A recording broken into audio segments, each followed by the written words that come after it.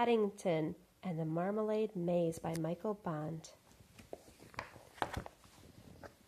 One day, Paddington's friend, Mr. Gruber, took him on an outing to a place called Hampton Court Palace.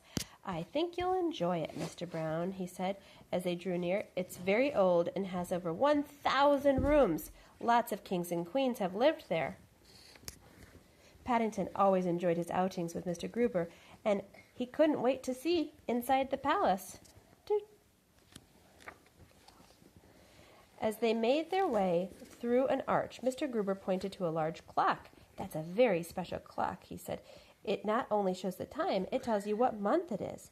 "Perhaps we should hurry, Mr. Gruber," said Paddington anxiously. "It's 1/2 June already." They hadn't been inside the palace very long before they came across a room which had the biggest bed Paddington had ever seen. "Queen Anne used to sleep in it," said Mr. Gruber.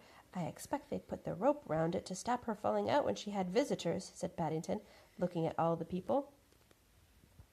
"This is known as the Haunted Gallery," said Mr. Gruber. "They do say that when Catherine Howard's ghost passes by, you can feel a cold draft." Paddington shivered. "I hope she's got a duffel coat like mine," he said. Does she make you, Mr. Gruber took Paddington to see the kitchen next. "In the old days they used wood fires," he explained. "That's why there's such a high ceiling. There was a lot of smoke."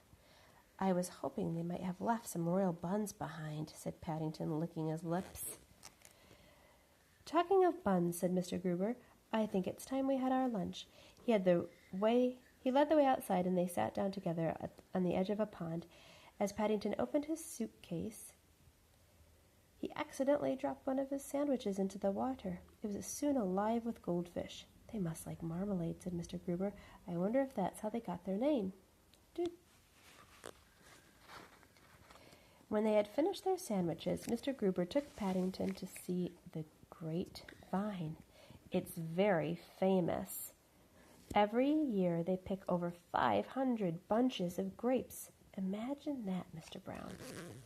"I'm trying to, Mr. Gruber," said Paddington. "I think I might plant a grape pip when I get back home."